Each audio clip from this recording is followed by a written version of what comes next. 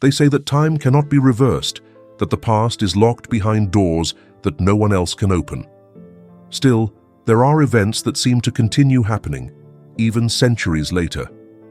Just observe the month in which the streets are filled with processions, the churches light up, the bells ring differently, and even the most skeptical people remain silent for a few days.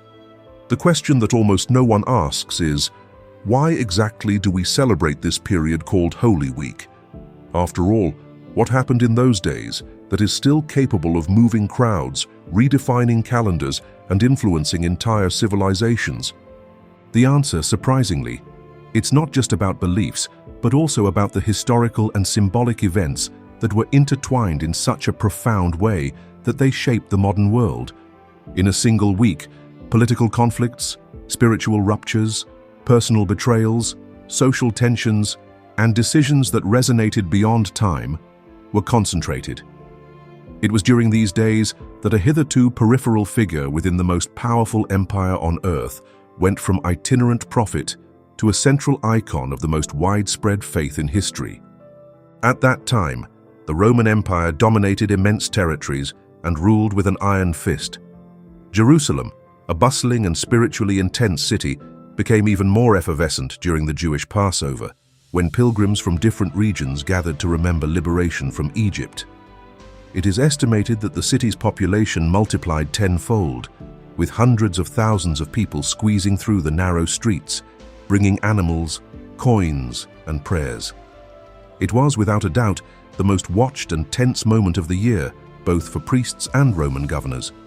Any gesture outside of what was expected could ignite a revolt. It is in this scenario that a central character emerges, a man who did not carry swords, did not mobilize armies, and did not display wealth, but who had become a topic in squares, synagogues, and palaces. Some called him a prophet, others a heretic. Some believed he was the Messiah, while others saw him as a threat to stability. He walked not with the haste of someone who wanted to dominate, but with the firmness of someone who knew what was about to happen. His name echoed with increasing intensity: Jesus of Nazareth.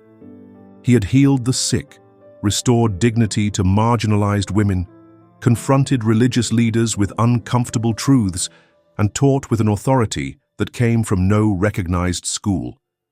But it was not because of these events that the city was on alert. What really worried the powerful was the kind of kingdom he claimed to represent. A kingdom without a throne, without coins, without legions, but which seemed to grow silently within each one who heard it. The most curious thing is that at that point, Jesus was no longer unknown.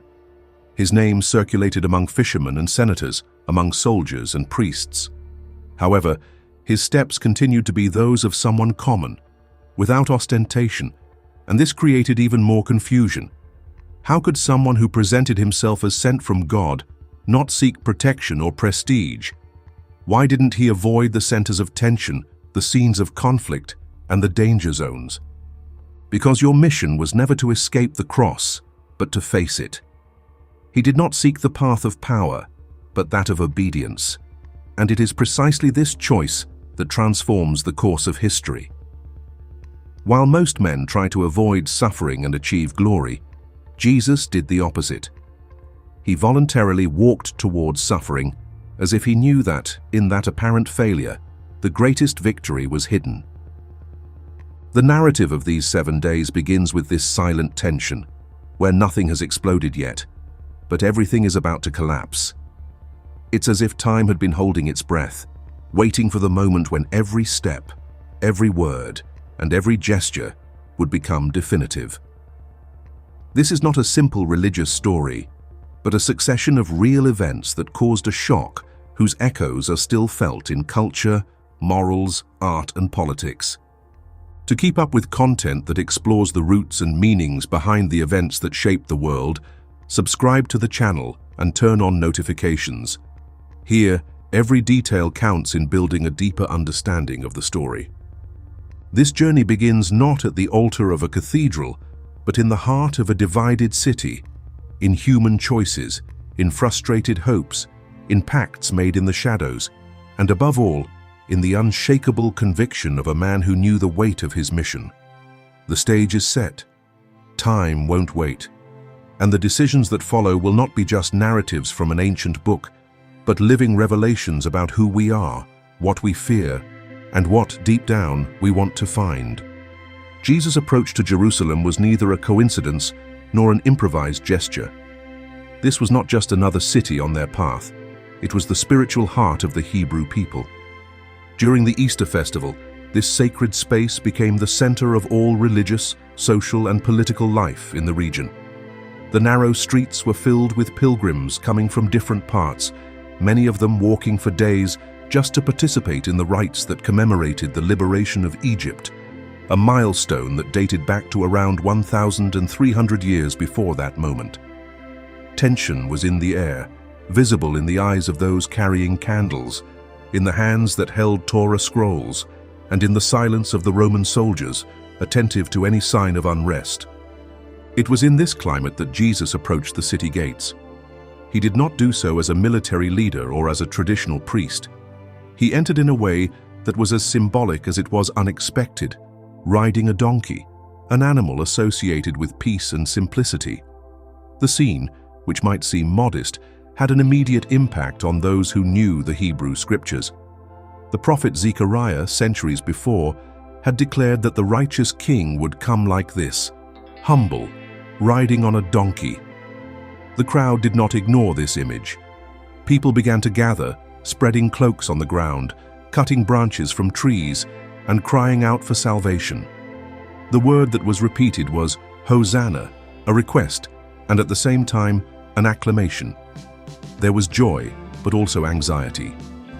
The people, oppressed for so long by external forces, first by the Babylonians, then by the Persians, then by the Greeks, and now by the Romans, saw in Jesus the possibility of a turning point. For many, he represented the leader who would finally expel the rulers, restoring Israel's sovereignty.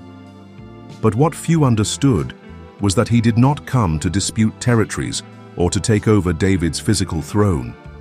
His mission operated in another dimension, deeper, more invisible to immediate eyes.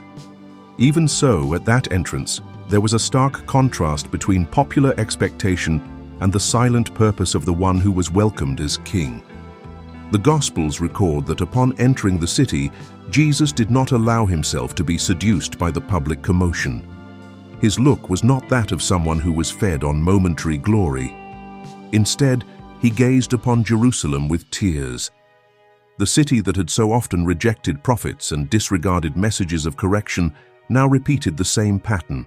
There were claps and screams in the streets, but inside the hearts the confusion continued. It was as if people were celebrating something they didn't fully understand. The acclaim was real but also superficial. The scenario became even more complex due to the presence of religious and political authorities. The Pharisees, doctors of the law, and priests watched from afar, suspiciously. They didn't just see a simple man being cheered. They saw a direct threat to the structure they controlled. The temple, the center of religious power, and the Sanhedrin, the council that regulated the conduct of the people, felt threatened. Jesus' popularity grew without their permission, outside traditional schemes, without obeying the system of influence that dominated the spiritual life of the nation, and that was dangerous. Imperial Rome, for its part, had its own concerns. Easter was not just any period. It was a time of unrest, and any movement that sounded like insurrection could provoke an immediate military response.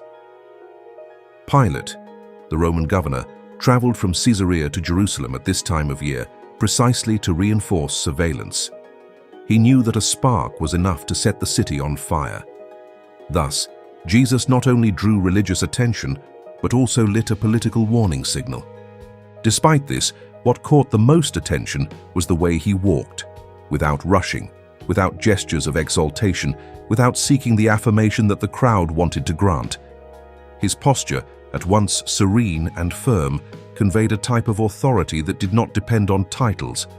For those next to him, it was impossible to ignore the contrast between the noise of the crowd and the internal silence of those who knew their fate. Some disciples followed with enthusiasm, Others still tried to understand whether they were facing a triumph or a path of no return. Pedro, always impulsive, seemed torn between pride and restlessness. João, more contemplative, observed everything with attentive eyes. None of them, however, fully understood what was being set in motion. They were facing a historical moment that would only make sense later. Because, despite the clapping and singing, Jesus knew that the same crowd that exalted him that day would in a few days shout for his condemnation. There was no naivety in his steps, there was purpose. And while the cloaks covered the ground and the branches were thrown across the path, he did not take his eyes off what awaited him. The city, so sacred and at the same time so resistant to the truth, received him once again without realizing what was actually happening. It was the beginning of a movement that was beyond the control of men, but that would transform history irreversibly. Jesus' entry into Jerusalem had lit an invisible flame. The streets still echoed the chants and footsteps of the crowd when he headed to the most sacred space in the entire city, the temple. At first glance, this was a place destined for the encounter between human beings and the divine. The imposing structure, renovated by Herod decades before, housed sacrifices, prayers, and the liturgical life of the entire people. However, what he found there stood in stark contrast to the awe the space was supposed to inspire. The outer courtyard, known as the Atrium of the Gentiles, was filled with tents, animals in improvised enclosures, money changers fighting for space, and loud voices negotiating prices. Pigeons, sheep, and cattle were sold there, animals required in ritual sacrifices, mainly by pilgrims who came from far away and were unable to bring them. Local currencies, considered impure for use in the temple, were exchanged for specific ones, with abusive surcharges that favored the intermediaries and religious leaders who controlled these operations. The practice itself was not new. For years, this trade had infiltrated under the justification of facilitating worship. However, over time, what was conceived as support became the center of activity. Faith had been reduced to a transaction. The temple, the ultimate symbol of the divine presence among the people, now reflected the logic of profit and exploitation. It was in this scenario that Jesus, without hesitation, interrupted the apparent order. The scene that unfolds thereafter is of rare intensity. He not only verbally confronts those involved, but also acts firmly, overturning the money changers' tables, scattering coins on the floor, and expelling the sellers. His words, echoed with authority, left no room for doubt. "My house will be called a house of prayer, but you have turned it into a hiding place for thieves." The gesture was not just a criticism of the trade itself, but an open denunciation of the distortion of worship, the manipulation of faith, and the domination that religious leaders exercised over the population. This confrontation exposed something much deeper, the separation between form and essence. The temple had become a stage where a faith that was no longer alive was represented. Prayers were recited, rituals performed, but the heart of worship was lost. Jesus' denunciation affected not only traders, but an entire system that profited from the appearance of holiness, a system that replaced compassion with demand, mercy with bargaining, and spirituality with status. His attitude broke the convenient silence. Those who watched, including the disciples themselves, saw a rare face of the man who used to teach with parables and walk among the poor. Now he stood before the center of his people's religious power, pointing out their flaws with clarity and courage.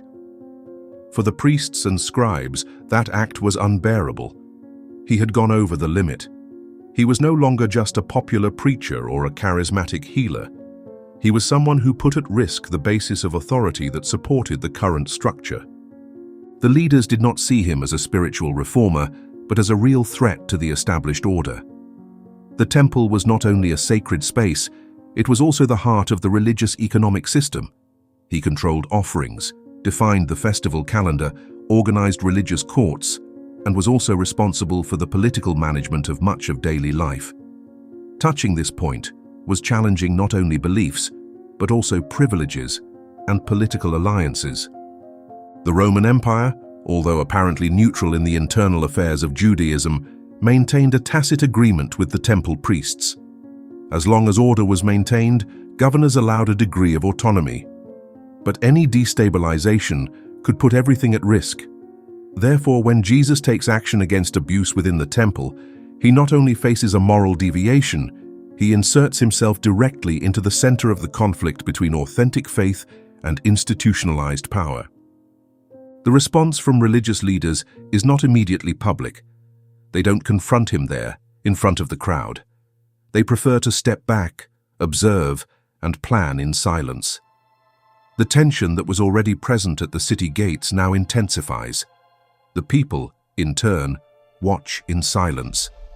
Many feel represented in that attitude. There are those who see there a restoration of the true meaning of faith. Others, however, begin to doubt the safety of being alongside someone who directly challenges the most powerful. The purification of the temple was neither an impulsive gesture nor an isolated reaction.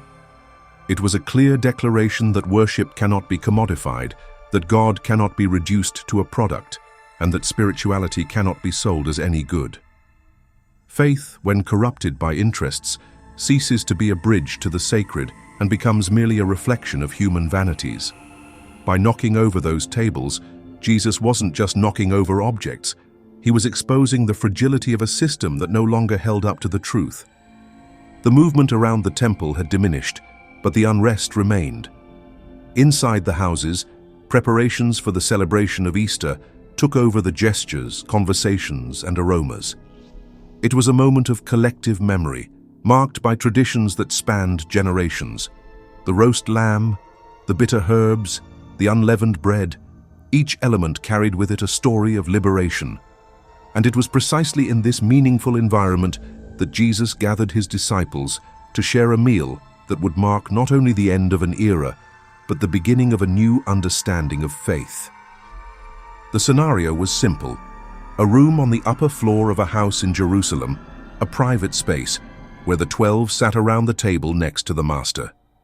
The atmosphere, although familiar, was surrounded by silent expectation. Jesus no longer hid his serious face. There was in his gaze the firmness of someone who knew what was coming, but also the tenderness of someone who still cared about those around him. The disciples, on the other hand, alternated expressions of anxiety and confusion. Although they had heard predictions about imminent suffering, they still couldn't fathom what it meant. During dinner, something happened that destabilized the logic of the ceremony. Jesus took the bread, broke it, and distributed it among those who were with him. He then declared that that gesture symbolized his body, which would be handed over. The same action was repeated with the chalice, stating that the wine represented the blood of a new covenant, shed in favor of many. The supper stopped being just the commemoration of the liberation from Egypt and became the anticipation of a personal sacrifice. With this, he reinterpreted the meaning of Easter. It was no longer just the memory of a physical exodus, but the sign of a broader, deeper redemption. This moment was not just symbolic. It was also revealing of the fragile condition of the followers themselves. Jesus, looking into the eyes of his closest friends, announced that one of them would betray him. The previously solemn atmosphere was filled with an uncomfortable silence. Faces turned to each other, and the predominant feeling was doubt.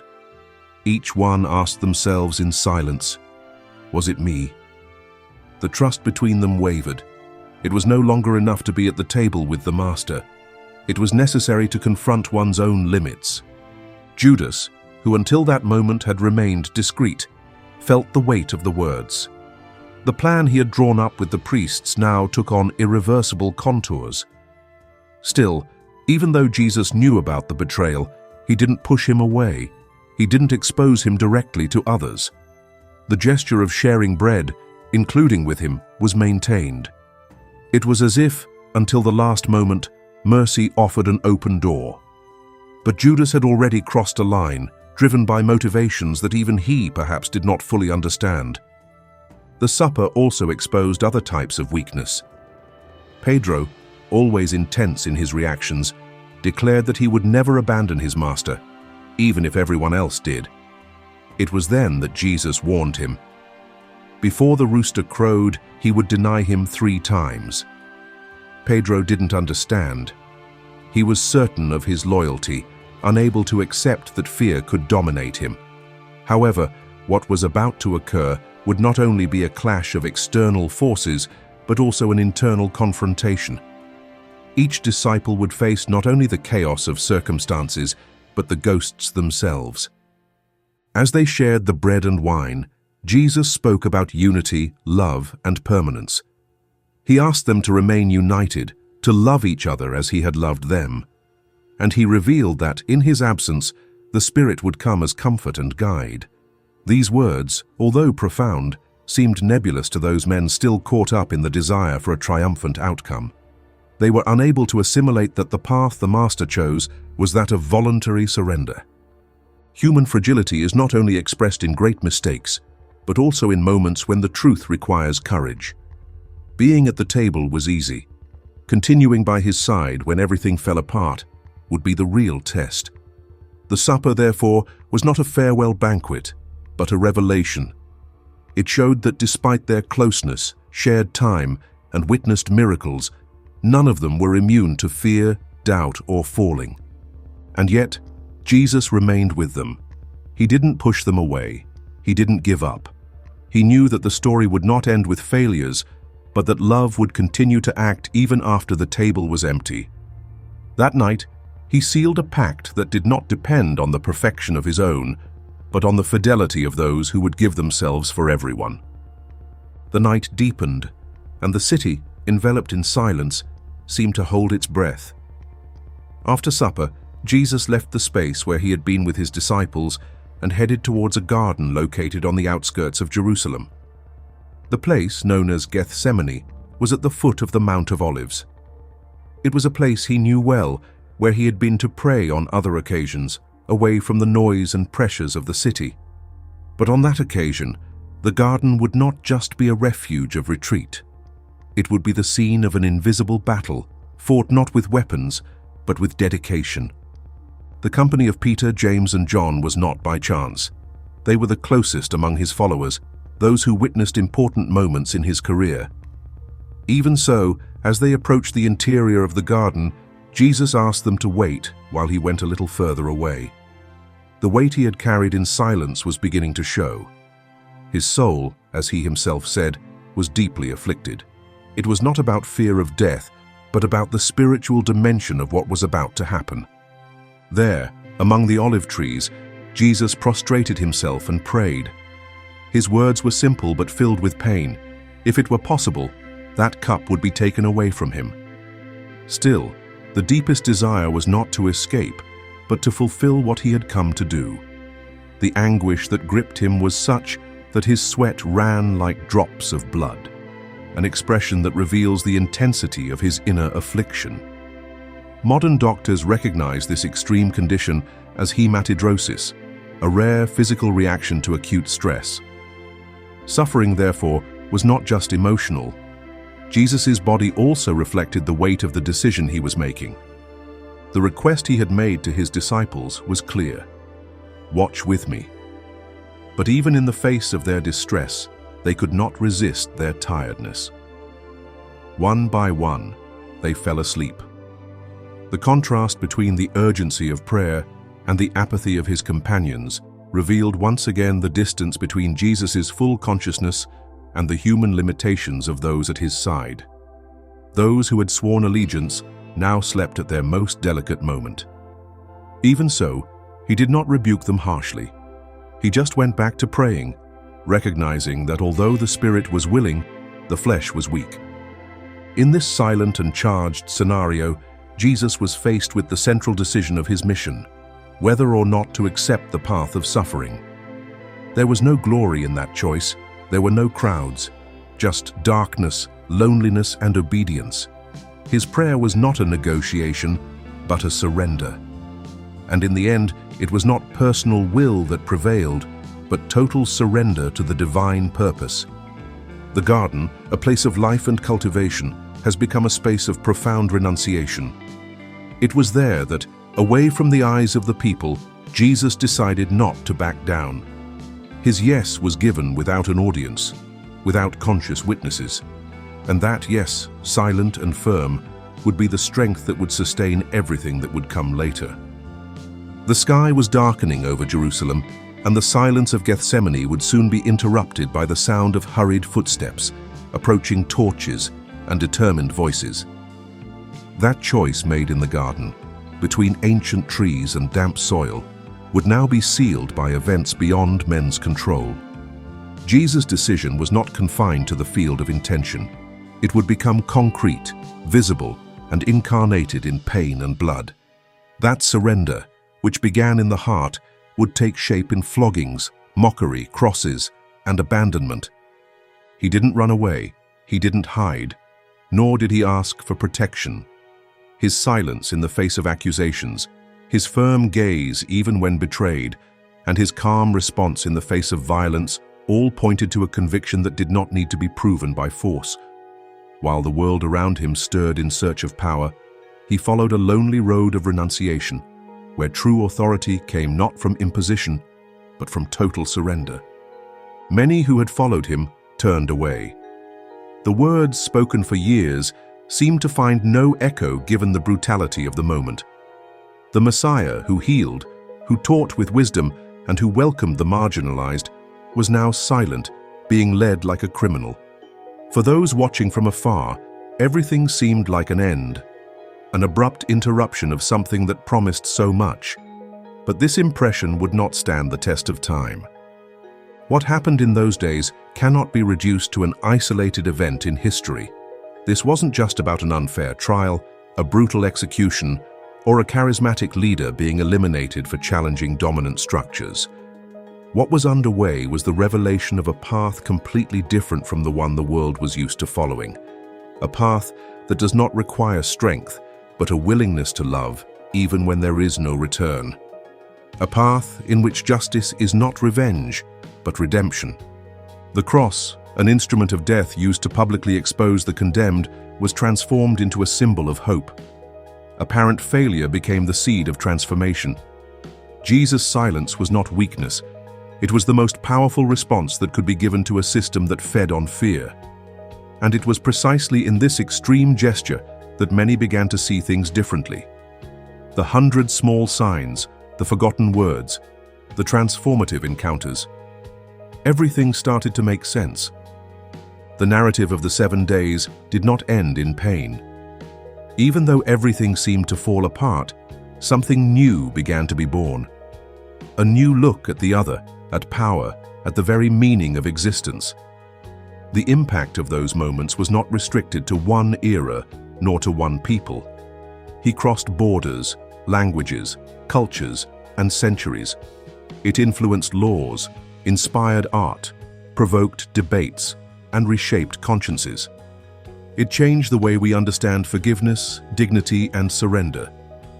Jesus did not win by force.